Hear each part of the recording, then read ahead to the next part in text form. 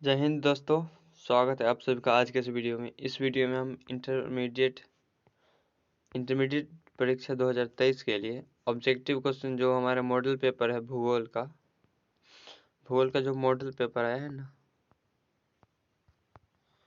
उससे हम आज ऑब्जेक्टिव क्वेश्चन देखने वाले हैं। ठीक है, ऑब्जेक्टिव क्वेश्चन। तो हमारे पास जो ऑब्जेक्टिव क्वेश्चन है वो 70 ऑब्जेक्टिव क्वेश्चन है, जिनमें से हमको एग्जाम में 35 बनाने हैं। ठीक है, जिनमें से हमें 35 बनाने हैं। तो आज के इस वीडियो में हम 70 के 70 ऑब्जेक्टिव को पूरा करने वाले हैं। ठीक है, तो चलिए बिना देरी किए हुए वीडियो को आगे बढ़ाते हैं। सीधा हम अपने सवाल पे आते हैं। अगर आप इस चैनल पे पहली बार होंगे तो चैनल को सब्सक्राइब कर लीजिए, और वीडियो अगर आपको ये अच्छा लगे तो वीडियो को लाइक करें और अपने दोस्तों के साथ भी शेयर जरूर करें, ताकि आपके दोस्त भी इस बारे में जान सकें। ठीक है, तो चलिए बिना देरी के वीडियो शुरू करते हैं। हमारे पास पहला ऑब्जेक्टिव क्वेश्चन है, डोवर पतन है, यानी कि डोवर पतन किस प्रकार का पतन है ये पूछा जा रहा है। ठीक है, कि डोवर पतन है तो डोवर पतन किस प्रकार का है। तो डोवर जो पतन है वो है एक सवारी पतन है। ठीक है, डोवर पतन एक सवारी पतन है, वो सवारी के लिए जाना जाता है। ये यूरोप में है। डोवर पतन है तो ये सवारी पतन है।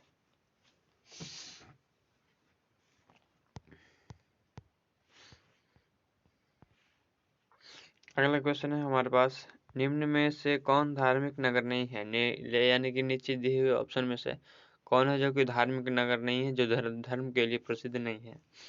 तो मक्का जो है वो धर्म के लिए प्रसिद्ध है, धार्मिक नगर है। वाराणसी भी धार्मिक नगर है। जगन्नाथपुरी ये भी धार्मिक नगर है। लेकिन जो मुंबई है वो धार्मिक नगर नहीं है, मुंबई राजधानी नगर है। ठीक है, तो मुंबई हमारा बिल्कुल राइट आंसर हो गया इसका, कि निम्न में से कौन धार्मिक नगर नहीं है, तो मुंबई।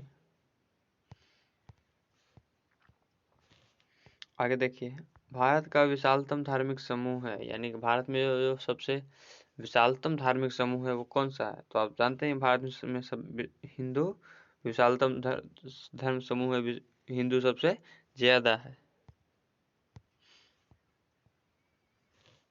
आगे हमारे पास ऑब्जेक्टिव दिया हुआ है, चौथा क्वेश्चन, भारत में प्रथम जनगणना हुई, यानी कि हमारे देश में पहले जनगणना कब हुई थी।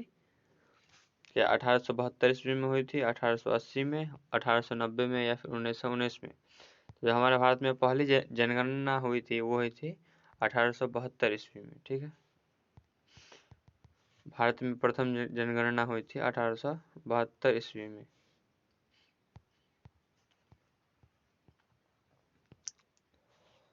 आगे देखिए, निम्न राज्यों में किसमें जनसंख्या घनत्व सबसे अधिक है, यानी कि जनसंख्या का घनत्व सबसे अधिक किस राज्य में है ये पूछा जा रहा है।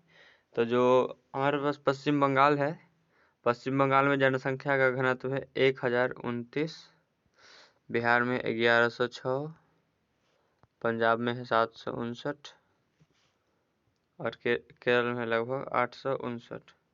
तो अब बताइए किस राज्य का जनसंख्या घनत्व सबसे अधिक हुआ। तो ये 11 से 6 सबसे अधिक है। ठीक है, तो निम्नलिखित में से किस राज्य का जनसंख्या घनत्व सबसे अधिक है, तो बिहार का जनसंख्या घनत्व सबसे अधिक है। देखिए हमारे पास आगे क्वेश्चन है, निम्न नगरों में कौन नवीन पुष्प कहलाता है, यानी कौन सा नगर है जिसे न्यू फ्लावर कहा जाता है। हिंदी में नवीन पुष्प कहा जाता है और इंग्लिश में न्यू फ्लावर। किस नगर को कहा जाता है। विकल्प ए है लंदन, विकल्प बी पर्थ, सी में है पेरिस और डी में है अदिस अबाबा। ठीक है, तो जो कहलाता है नवीन पुष्प नगर वो है अदिस अबाबा। ठीक है, अदिस अबाबा को क्या कहा जाता है, नवीन पुष्प नगर कहा जाता है, नवीन पुष्प कहा जाता है, न्यू फ्लावर।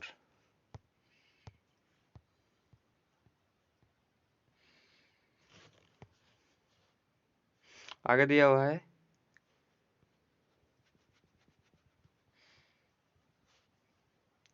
पैट्रिक गिडीज, यानी कि जो पैट्रिक गिडीज है उसका संबंध किस चीज से। पैट्रिक गिडीज क्या यह सन्नगर है, गांव है, मेगापोलिस है, या फिर इनमें से कोई नहीं। ठीक है, तो जो पैट्रिक गिडीज है, ठीक है, वो एक व्यक्ति का नाम है। तो ये सन नगर है, मेगापोलिस है, गांव है, तो इनमें से कोई नहीं। डी हमारा बिल्कुल राइट आंसर हो जाएगा। पिटरी गिडीज का संबंध है, तो इनमें से कोई नहीं।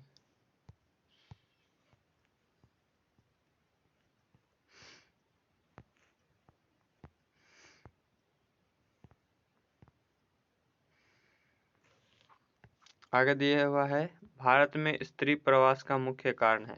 यानी कि हमारे देश में जो स्त्री का प्रवास होता है वो इसका क्या कारण है? स्त्री का प्रवास क्या शिक्षा के कारण से होता है?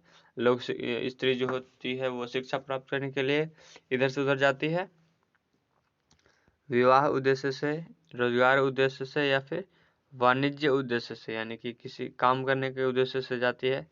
तो हमारे भारत में स्त्री प्रवास का मुख्य कारण है विवाह। ठीक है, जितने भी स्त्रियां हैं वो विवाह के कारण ही एक गांव से दूसरे गांव उनका प्रवास होता है।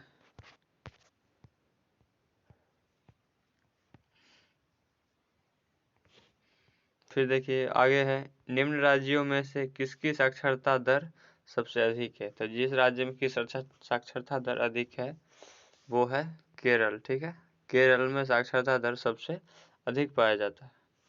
तो निम्नलिखित में से किसकी साक्षरता दर सबसे सर्वाधिक है? तो वो है केरल की।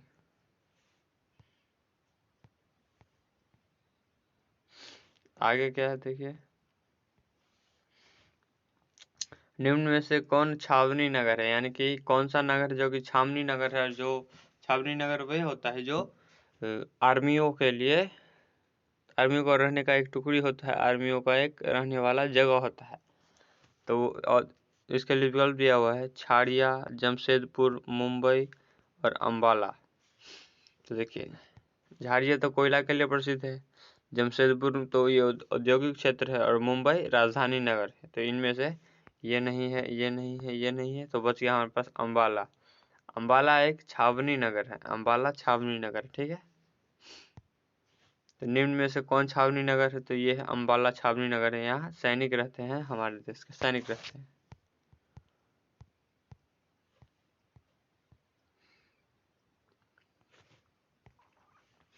आगे है, निम्न में से कौन शैक्षिक नगर है? यानी कौन सा नगर जो शैक्षिक के लिए शैक्षणिक कार्य के लिए जाना जाता है? जैसे कोटा हो गया, तो कोटा में लोग पढ़ाई करने शैक्षणिक कार्य हो गया।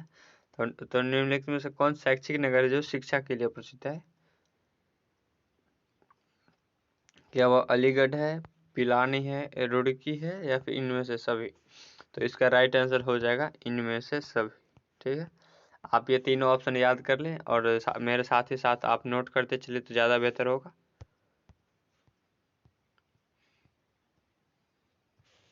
फिर आगे है, लेवेरिका संबंधित है। यानी कि लिबेरिका जो है वो किस चीज़ से संबंधित है? तो क्या ये चाय से संबंधित है, कॉफ़ी से, जूट से, तो गन्ना से? तो जो लिबेरिका है वो लिबेरिका एक कॉफ़ी का प्रकार है। ठीक है, तो लिबेरिका कॉफ़ी से संबंधित है।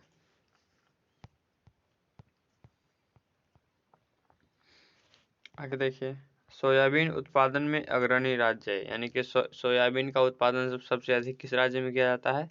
तो सोयाबीन सबसे ज़्यादा मध्य प्रदेश में उपजाया जाता है। ठीक है, सोयाबीन उत्पादन में अग्रणी राज्य है मध्य प्रदेश।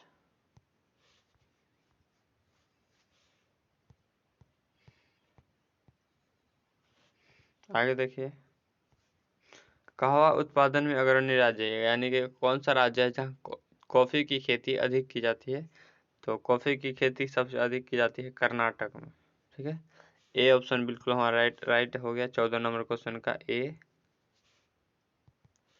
कहवा उत्पादन में अग्रणी राज्य है तो ये है कर्नाटक।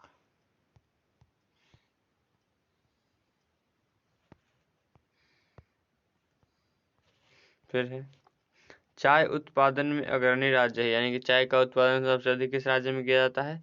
तो चाय होता है सबसे ज़्यादा असम में। ठीक है, तो डी हमारा बिल्कुल राइट आंसर हो गया 15 नंबर क्वेश्चन का कि चाय उत्पादन में अग्रणी राज्य है तो ये है असम।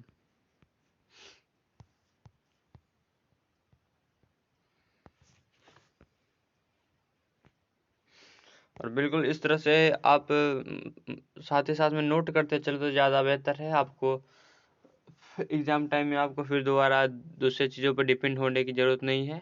आप अपना नोट्स अगर लिखे रहेंगे तो वही आप एक बार पढ़ेंगे और वहीं से ये जितने भी क्वेश्चन है वो सारे मिल जाएंगे, ठीक है। तो अगला हमारा क्वेश्चन क्या करे, 16 नंबर, अमन तथा बोरो संबंधित है। तो अमन तथा बोरो किस चीज से संबंधित है? या चावल से संबंधित है, जूट से संबंधित है, गेहूं से संबंधित है, या फिर कॉफी से संबंधित है? तो जो अमन तथा बोरो है ना, वो एक चावल का प्रकार है, ठीक है, चावल की प्रजाति का नाम है। तो अमन तथा बोरो संबंधित है चावल से। अमन तथा बोरो संबंधित किस चीज से है? तो ये चावल से संबंधित है।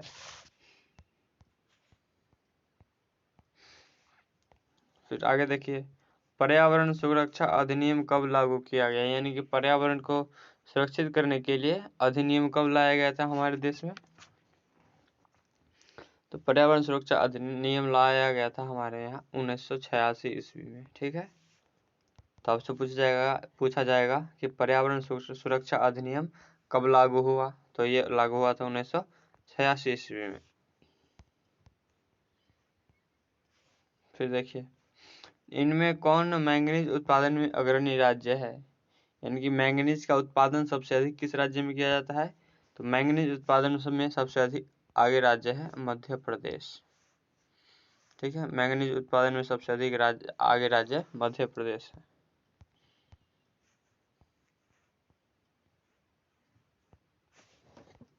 तो देखिए, काकरापारा किस राज्य में है? यानी कि जो काकरापारा पतन है बंदरगाह, वो किस राज्य में है काकरापारा?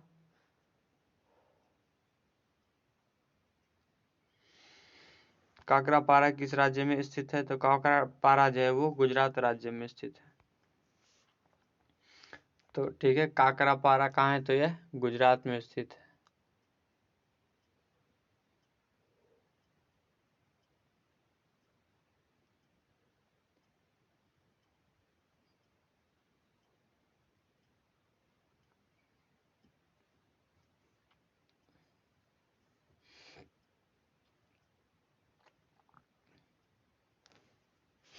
काकरापारा कहाँ स्थित है दोस्तों? तो गुजरात में स्थित है।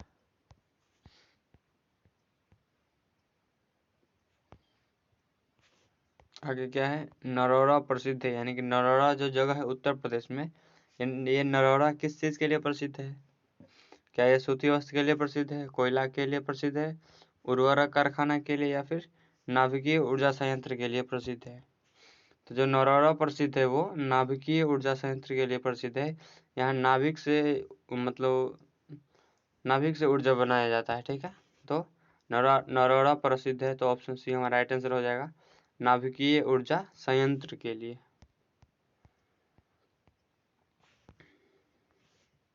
फिर देखिए, इनमें कौन थोरियम उत्पादन में अग्रणी है? यानी कि कौन सा राज्य है जो कि थोरियम उत्पादन में सबसे आगे है? देखिए, थोरियम उत्पादन में सबसे अधिक राज्य है केरल। थोरियम जो होता है वो समुद्र के किनारे सबसे अधिक होता है। तो समुद्र के किनारे जो सबसे लगा हुआ है वो है केरल, ठीक है। तो इनमें कौन थोरियम उत्पादन में अग्रणी है? तो थोरियम उत्पादन में केरल सबसे आगे है।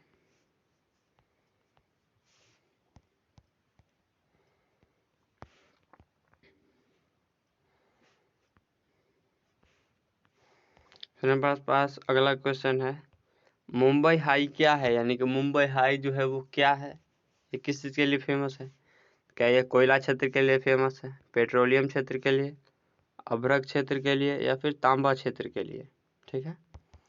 तो मुंबई हाई क्यों प्रसिद्ध है? तो यह प्रसिद्ध है पेट्रोलियम उत्पादन के लिए। यहाँ से पेट्रोलियम का कच्चे पेट्रोल को निकाला जाता है समुद्र के नीचे से, ठीक है।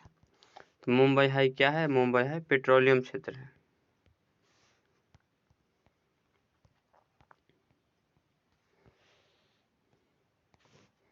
फिर आगे देखिए, मणिकर्ण प्रसिद्ध है। यानी कि जो मणिकर्ण है ये किस चीज के लिए प्रसिद्ध है? मणिकर्ण मणिकर्ण जिस काम के लिए प्रसिद्ध है वो है दोस्तों भूताप। वहाँ जो जमीन का तापमान होता है वो अधिक रहता है।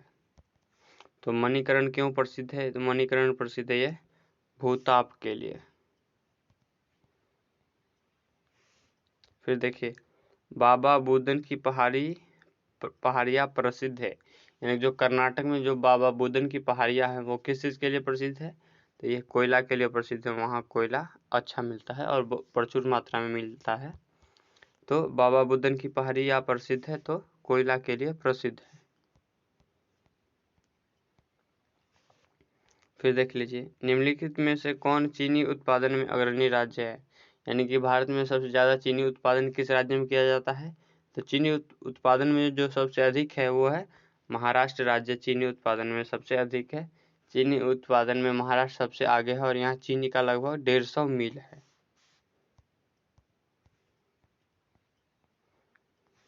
फिर देखिए, फिर के निम्न में से कौन सा इस्पात संयंत्र कर्नाटक में है? यानी कि कौन सा कंपनी है नीचे दिए हुए जो कि कर्नाटक में स्थित है? तो वो है भद्रावती लौह इस्पात केंद्र, लौह इस्पात संयंत्र, ये कर्नाटक में है। ठीक है, तो कौन सा इस्पात संयंत्र कर्नाटक में है? तो भद्रावती इस्पात संयंत्र कर्नाटक में है।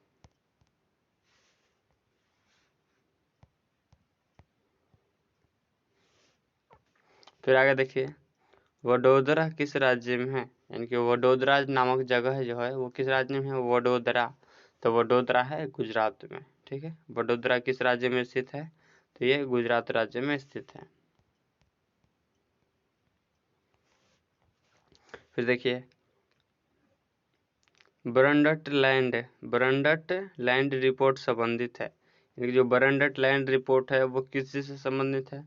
तो जो बरंडट लैंड रिपोर्ट है वो हमारे पास संबंधित है सतत विकास से। यानी कि जो सतत विकास का जो परिभाषा दिया गया है वो किसके द्वारा दिया गया है?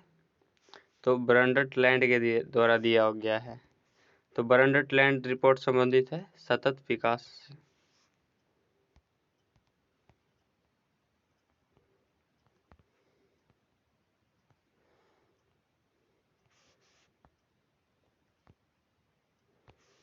फिर देखिए, हरिके, यानी कि हरिके नाम है, हरिके बांध किस राज्य में है? हरिके बांध किस राज्य में है? ठीक है, पूछा जा रहा है हरिके बांध किस राज्य में है 29 नंबर क्वेश्चन में। हरिके बांध किस राज्य में है? तो हरिके बांध पंजाब राज्य में है। ठीक है, पंजाब बिल्कुल राइट आंसर हो गया। हरिके बांध किस राज्य में है? तो यह पंजाब में है।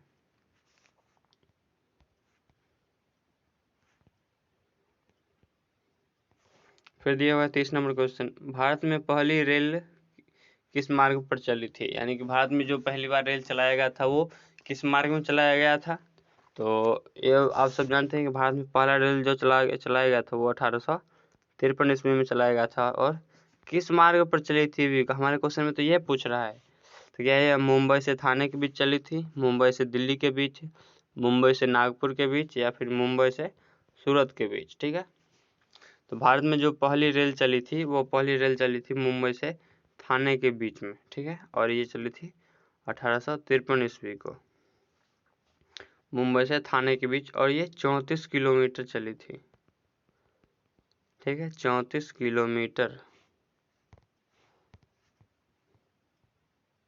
फिर देख लीजिए आगे है, भारत में वायु परिवहन कब शुरू हुआ था? यानी कि हमारे यहाँ जो वायु परिवहन का कार्य शुरू किया गया था एरोप्लेन का, ये कब शुरू हुआ था? तो एरोप्लेन का काम शुरू होता हमारे यहाँ, एरोप्लेन का उड़ना शुरू हुआ था 1911 ईस्वी में। ठीक है, तो भारत में वायु परिवहन कब शुरू हुआ था? 1911 ईस्वी में।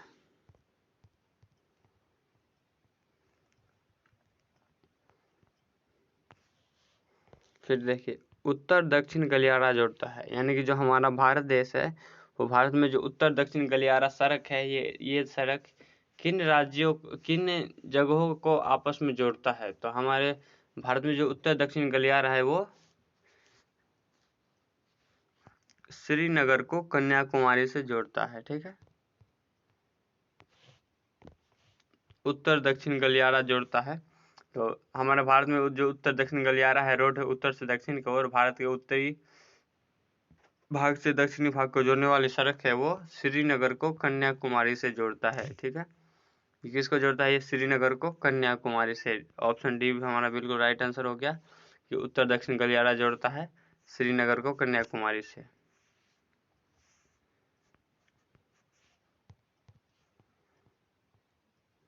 फिर देखिए हजीरा किस राज्य में है। हजीरा के बारे में पूछा जाए, हजीरा हजीरा ये हजीरा किस राज्य में है। हजीरा नामक जगह है एक, हजीरा का नाम, जैसे हमारे यहाँ समस्तीपुर लखीसराय बेला में एक जगह का नाम है, उसी तरह पूछा जा रहा है हजीरा किस राज्य में है। तो हजीरा जो है वो गुजरात राज्य में है।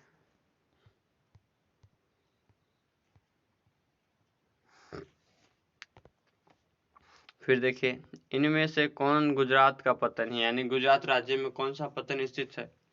तो इन्नौर पतन दक्षिण भारत में है, पारदीप भी दक्षिण भारत में है, और तूतीकोरिन भी दक्षिण भारत में है। तो इनमें से कौन है जो कि गुजरात का पतन है। तो जो कांडला पतन है, ठीक है, कांडला पतन है वो गुजरात में स्थित है। तो इनमें कौन सा गुजरात का पतन है, तो वो है कांडला पतन।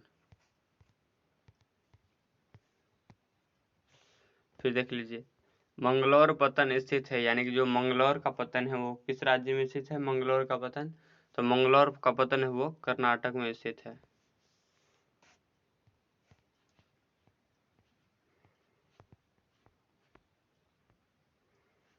फिर आगे क्वेश्चन दिया हुआ है हमारे पास, भारत के अधिकांश विदेशी व्यापार का वहन होता है, यानी कि हमारे यहाँ जो विदेशी व्यापार का वहन होता है, जैसे विदेशों से कंप्यूटर आते हैं, हमारे यहाँ से विदेशों में गेहूं जाता है, चावल जाता है।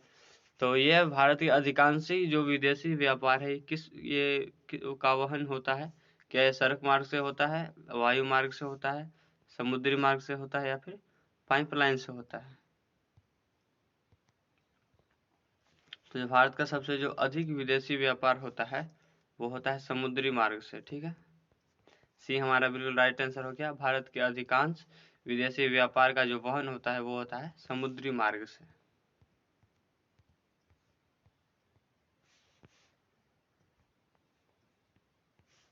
फिर देखिए आगे है, शहरी शहरी धूम्र कोहरा किस प्रदूषण से संबंधित है, यानी कि शहरों में अचानक अगर हर रोज ध्रुव कोहरा लग रहा है तो ये किस प्रदूषण का संकेत है। तो शहरी जो ध्रुव कोहरा है ये वहाँ के वायु प्रदूषण से संबंधित है, ठीक है। शहरी धूम्र कोहरा किस प्रदूषण से संबंधित है। तो ये संबंधित है वायु प्रदूषण से। फिर देख लीजिए आगे है, हीराकुंड परियोजना किस नदी पर स्थित है। यह जो हीराकुंड परियोजना है वो किस राज्य पर स्थित है। हीराकुंड परियोजना क्या यह कृष्णा पर स्थित है, या गंगा नदी पर स्थित है, गोदावरी पर, या फिर महानदी पर, ठीक है। तो हीराकुंड परियोजना किस नदी पर स्थित है। हीराकुंड परियोजना है महानदी पर। फिर देखिए निम्न में कौन सा भारत का सूखा प्रवण राज्य है, यानी कौन सा राज्य है जो कि सूखे से अधिक ग्रसित रहता है। देखिए सूखा प्रवण राज्य है गुजरात, ठीक है। सूखा प्रवण राज्य कौन सा है, तो सूखा प्रवण राज्य है गुजरात।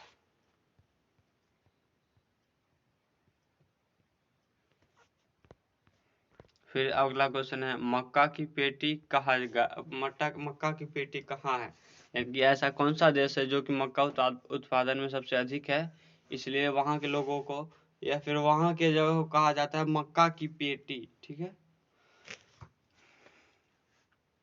तो मक्का की पेटी कहाँ है, मक्का की पेटी है यूएसए में, यानी कि अमेरिका में मक्का की पेटी है, वहाँ मक्का का उत्पादन सबसे अधिक किया जाता है, इसलिए वहाँ को कहा जाता है मक्का की पेटी। तो ये हमारा बिल्कुल राइट आंसर हो गया, मक्का की पेटी। फिर देखिए आगे है, रुको और जाओ, ठीक है, रुको और जाओ निश्चयवाद का दूसरा नाम क्या है। रुको और नाव निश्चयवाद का नाम है नव निश्चयवाद, यानी कि नया निश्चयवाद, ठीक है। रुको और जाओ यानी कि जो भी संभावना है उसको एक बार हमें जांच लेना चाहिए कि उसमें क्या गलती हो सकती है, आगे हम अगर ऐसा काम करते हैं तो और क्या हो सकता है। तो वही बताया गया है हमारे पास यहाँ। रुको और जाओ निश्चयवाद का दूसरा नाम क्या है। तो रुको और जाओ निश्चयवाद का नाम है ये नव निश्चयवाद, ये नया निश्चयवाद है।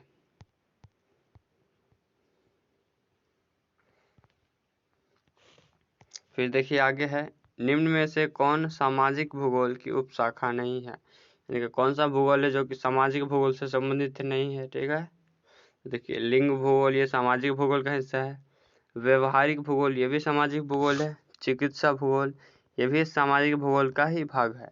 तो जो संसाधन भूगोल है ना, संसाधन भूगोल, ये आता है हमारा आर्थिक भूगोल के अंतर्गत। ठीक है, तो कौन सामाजिक भूगोल की उपशाखा नहीं है, तो वो है संसाधन भूगोल। ये सामाजिक भूगोल की उपशाखा नहीं है, ये आर्थिक भूगोल के अंतर्गत आएगा।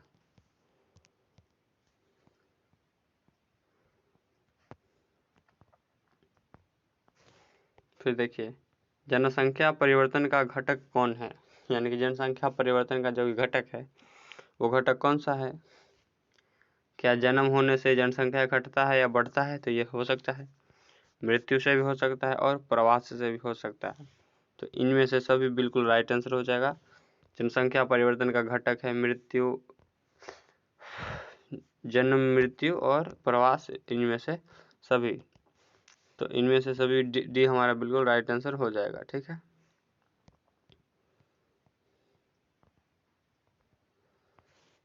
आगे देखिए विश्व में सबसे अधिक जनसंख्या किस देश की है। आप ये बताइए विश्व में सबसे जो अधिक जनसंख्या वो किस देश की है। सबसे अधिक जनसंख्या है चाइना की। ठीक है, 140 करोड़।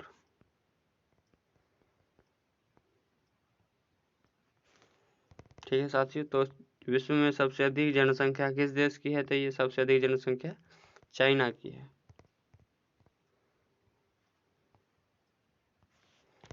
आगे देखिए इनमें विकास का संबंध किससे है, यानी कि जब किसी व्यक्ति का या फिर चीजों का विकास होता है तो उसमें किस चीज में परिवर्तन होना चाहिए। फिर यह है गुणात्मक परिवर्तन, यानी कि उस चीज के गुणों में परिवर्तन। ऋणात्मक परिवर्तन यानी कि निगेटिव परिवर्तन, या फिर धनात्मक परिवर्तन, पॉजिटिव परिवर्तन।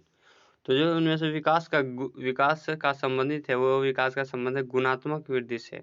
किसी के अंदर गुणों की वृद्धि होनी चाहिए।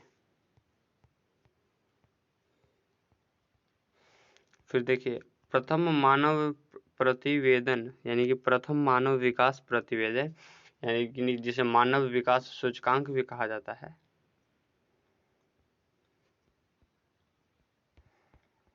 प्रथम मानव विकास सूचकांक कब प्रकाशित हुआ था, तो जो प्रथम मानव विकास सूचकांक प्रकाशित हुआ था वो प्रथम मानव विकास प्रकाशित हुआ था 1990 ईस्वी में। ठीक है, तो प्रथम मानव विकास सूचकांक कब प्रकाशित हुआ, तो मानव विकास सूचकांक हुआ था पहली बार 1990 में।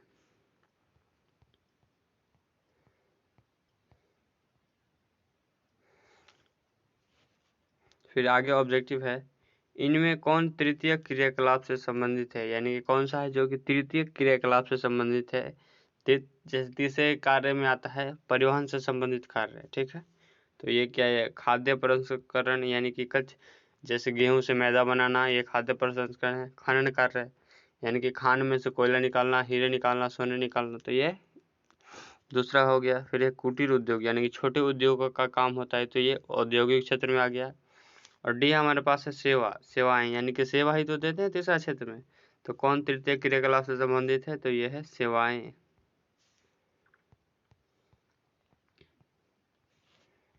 फिर आगे है निम्न में से कौन पंचम क्रियाकलाप से संबंधित है, यानी कौन सा क्रियाकलाप है जो कि पंचम क्रियाकलाप से संबंधित है। तो ऑप्शन ये है विशेषज्ञ, यानी कि एक्सपर्ट होना चाहिए किसी का। जैसे कोई पढ़ाई लिखाई का एक्सपर्ट है, कोई किसी काम का एक्सपर्ट है, या फिर निर्णय करता, यानी कि जो फैसला लेने वाला है वो। फिर है परामर्शदाता, यानी कि किसी भी व्यक्तित्व पर, किसी भी तथ्य पर सलाह देने वाला, परामर्श देने वाला परामर्शदाता। और इनमें से सभी, तो जो पंचम क्रियाकलाप संबंधित होते हैं किसी बाह्य स्रोतन को ठेका देने में, वो सभी इनमें से सभी सहायक होते हैं। तो पंचम क्रियाकलाप से ये सभी संबंधित है। तो इनमें से सभी डी बिल्कुल हमारा राइट आंसर हो जाएगा।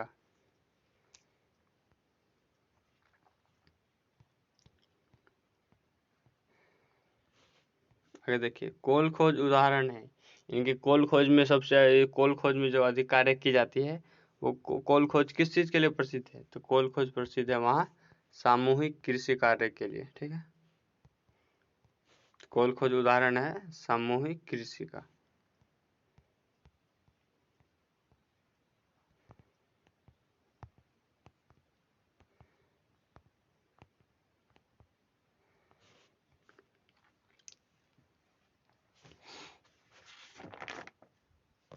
आगे देखिए, आगे ऑप्शन है हमारे पास कि वेल्ड कहाँ है, यानी कि वेल्ड नामक जो जगह है, VELD वेल्ड, ये वेल्ड नामक जगह कहाँ स्थित है? तो वेल्ड कहाँ है? तो ये वेल्ड नामक जगह है, क्या वो न्यूजीलैंड में है, ऑस्ट्रेलिया में है, दक्षिण अफ्रीका में है, या फिर मिस्र में है? ठीक है, तो वेल्ड जो है, वेल्ड है ये दक्षिण अफ्रीका में, साउथ अफ्रीका के जगह का नाम है वेल्ड।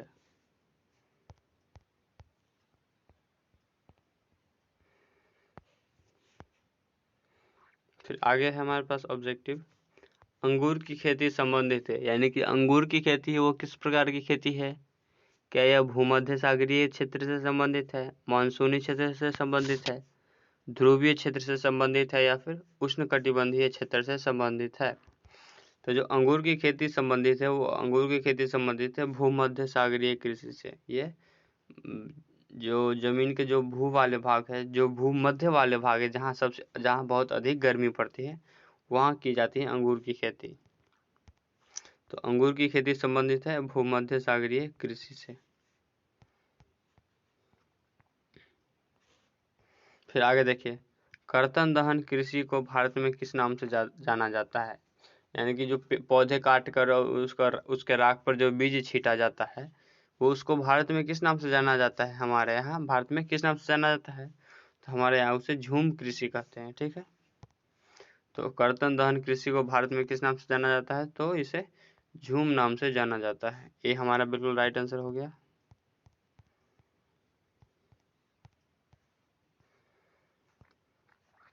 फिर आगे देखिए, इन वृक्षों से, यानी कि इन वृक्षों में किससे च्युइंगम संबंधित है? यानी कि कौन सा वृक्ष है जिससे च्युइंगम बनाया जाता है? इन वृक्षों में से किससे च्युइंगम बनाया जाता है? क्या यह रबर का वृक्ष है, खजूर का वृक्ष है, तार का वृक्ष है, या फिर जेपोटा का वृक्ष है? तो इन वृक्षों में से किससे च्युइंगम संबंधित है? तो च्युइंगम जेपोटा से संबंधित है। पहले जेपोटा के पौधे से ही च्युइंगम बनाया जाता है।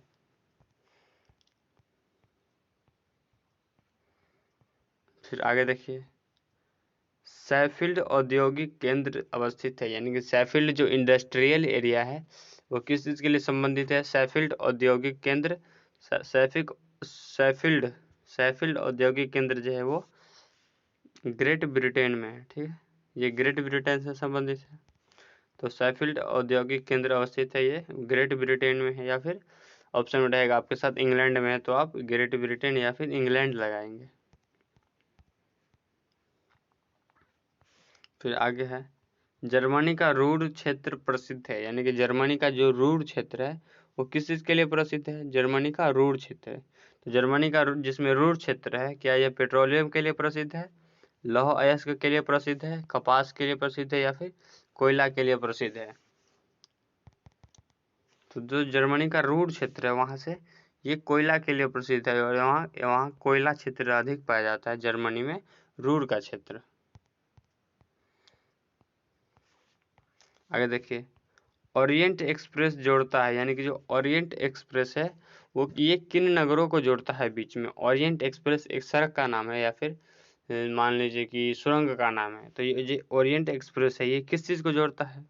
ठीक है, ओरिएंट एक्सप्रेस जोड़ता है ये पेरिस को, जो फ्रांस की राजधानी पेरिस है उसको जोड़ता है इस्तांबुल से। ठीक है, उसको इस्तांबुल से जोड़ता है।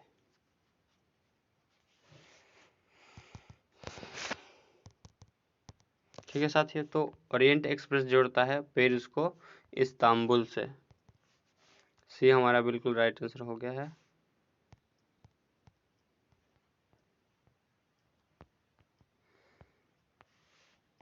आगे ऑब्जेक्टिव है, पनामा नहर की लंबाई है, यानी कि जो पनामा नहर है जो कि जो कि अटलांटिक महासागर को प्रशांत महासागर से जोड़ती है, ये पनामा नहर की लंबाई कितनी है? आखिर कोई नहर है तो इसकी लंबाई कितनी है?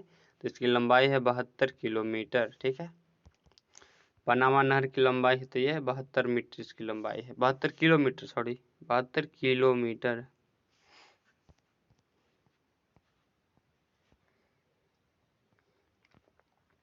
फिर देखिए, मैंने अभी अभी इसका आंसर बताया ही है कि जो पनामा नहर जोड़ता है, ये पनामा नहर किन किन के बीच बनाया गया पनामा नहर? क्या यह लाल सागर को भूमध्य सागर से जोड़ते हैं, अटलांटिक महासागर को प्रशांत महासागर से, हिंद महासागर को प्रशांत महासागर से, या फिर इनमें से कोई नहीं? तो मैंने आपको बताया था कि जो पनामा नहर जोड़ता है वो अटलांटिक महासागर को, ठीक है, अटलांटिक महासागर को प्रशांत महासागर से जोड़ता है।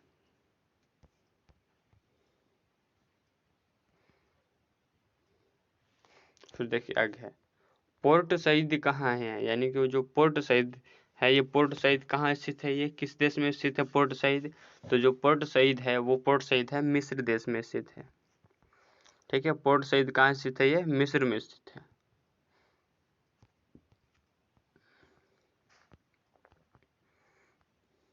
आगे देखिए, फिर आगे कहा जा रहा है भारत में जनसंख्या विस्फोट की अवधि है, यानी कि भारत में जनसंख्या विस्फोट की जो भारत में किस वर्ष जनसंख्या जो की है सबसे अधिक बढ़ी थी, भारत में जनसंख्या विस्फोट की अवधि किसको माना जाता है?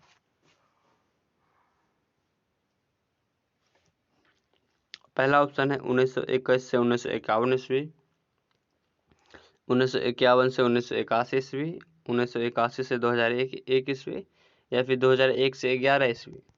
तो जो भारत में जनसंख्या विस्फोट की अवधि है वो मानी जाती है 1951 से लेकर के 1981 की अवधि। इस अवधि में जो हुआ जनसंख्या का विस्फोट सबसे अधिक हुआ था, ठीक है। तो जनसंख्या विस्फोट की अवधि है 1951 से 1981 ईस्वी तक।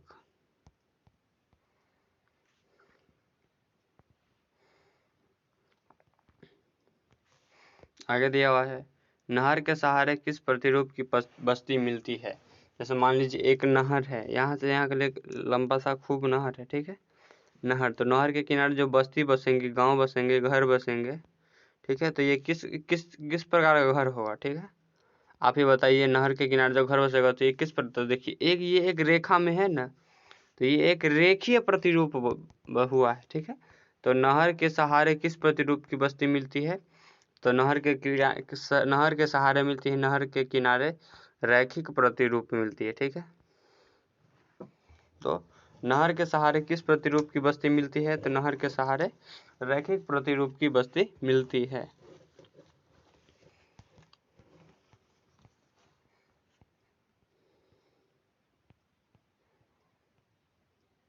फिर आगे क्वेश्चन दिया हुआ है, 2011 की जनगणना के अनुसार भारत में लिंग अनुपात क्या था? यानी कि जब 2011 की जनगणना हुई थी उस हिसाब से भारत में जो लिंग अनुपात है वो लिंग अनुपात कितना था? तो भारत का लिंग अनुपात था 943 व्यक्ति, 943 महिला प्रति व्यक्ति, ठीक है। तो हमारे यहाँ पूछा जा रहा है इस क्वेश्चन में कि 2011 की जनगणना के अनुसार भारत में लिंगानुपात क्या था? तो भारत का लिंगानुपात था 943 महिला प्रति 1000 पुरुषों पर, ठीक है। सी हमारा बिल्कुल राइट आंसर हो जाएगा। और मैं बिल्कुल आपसे उम्मीद कर रहा हूँ कि आप बिल्कुल साथ में लिखते चलेंगे तो आप लोगों को कोई तकलीफ नहीं होगी, ठीक है। और अभी तक आपने अब पॉलिटिकल साइंस का भी मॉडल पेपर का सॉल्यूशन नहीं देखा है तो वो मैं उसके लिंक वीडियो के डिस्क्रिप्शन में दे दूंगा, आप वहाँ से जैसे जा कर के देख सकते हैं। मैंने हिस्ट्री के मॉडल पेपर का भी पार्ट 1 बना दिया है, आप उसको भी देख सकते हैं। मैं अब मेरे चैनल पे अवेलेबल है, आप वहाँ पे वीडियो सेक्शन में जा कर के देख सकते हैं और उसका मैं लिंक भी डिस्क्रिप्शन में दे दूँगा, ठीक है। तो आगे देखिए हमारे पास विकल्प है, निम्नलिखित में कौन ऑस्ट्रेलिया की राजधानी है? यानी कि ऑस्ट्रेलिया की राजधानी कहाँ स्थित है? क्या अदिस बाबा है, कैनबेरा है, लुसाका है, या फिर वेलिंगटन है? बताइए कौन ऑस्ट्रेलिया की राजधानी है? ऑस्ट्रेलिया की राजधानी कहाँ है? ऑस्ट्रेलिया की राजधानी है कैनबरा, ठीक है। निम्नलिखित में से कौन ऑस्ट्रेलिया की राजधानी है? तो कैनबरा जो है वो ऑस्ट्रेलिया की राजधानी स्थित है, ऑस्ट्रेलिया की राजधानी है।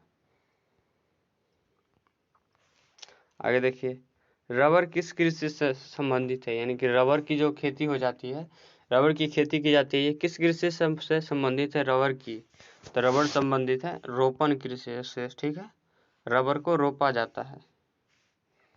तो रबर किस कृषि से संबंधित है? ठीक है, रबर किस कृषि से संबंधित है? तो रबर रोपण कृषि से संबंधित है।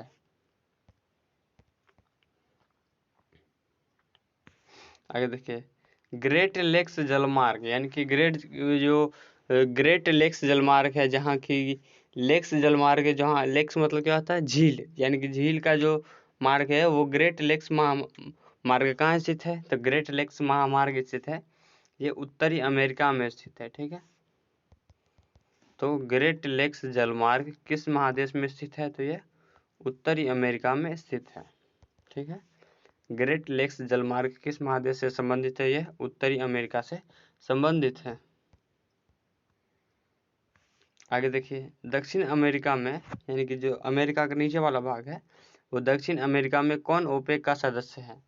दक्षिण अफ्रीका देश में कौन है जो कि ओपेक का सदस्य है, और जो ओपेक है वो तेल एक्सपोर्ट करने का वाले का, तेल दूसरे देशों को बेचने वाले देशों का एक संगठन है। तो दक्षिण अमेरिका में कौन ओपेक का सदस्य है, तो ओपेक का सदस्य है वेनेजुएला। ठीक है, दक्षिण अफ्रीका में वेनेजुएला एक देश है जो कि ओपेक का सदस्य है।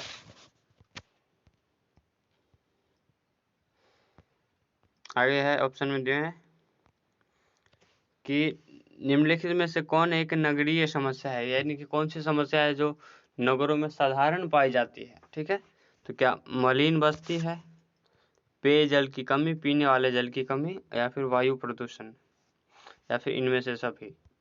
तो आप ही बताइए, निम्नलिखित में से कौन एक नगरों की समस्या है, तो नगरों में तो ये सभी समस्या है। ठीक है, तो इनमें से सभी, डी हमारा बिल्कुल राइट आंसर हो गया इसका, कि इनमें नगरों की कौन सी समस्या है, तो इनमें से सभी।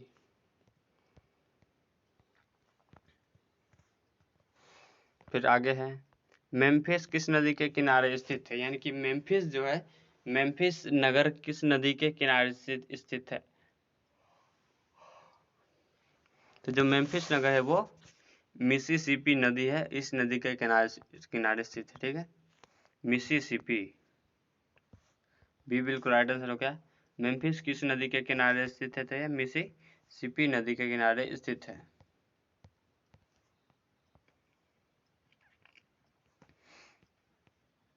आगे देखिए, कालाहारी मरुस्थल स्थित है, यानी कि कालाहारी का जो मरुस्थल है वो किस देश में स्थित है, कालाहारी का मरुस्थल, तो कालाहारी का जो मरुस्थल है वो है अफ्रीका में स्थित है। ठीक है, कालाहारी मरुस्थल अवस्थित है, तो ये अफ्रीका में अवस्थित है।